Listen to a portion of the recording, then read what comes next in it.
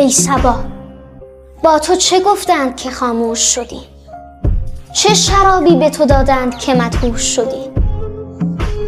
از زندگانیم گله دارد جوانیم، شرمنده جوانی از این زندگانیم.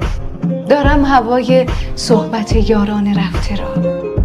تو که آتشکده عشق و محبت بودی، چه بلا رفت که خاکستر و خاموش شدی؟ پروای 5 روز جهان کی کنم که عشق داده نوید زندگی جاودانیم.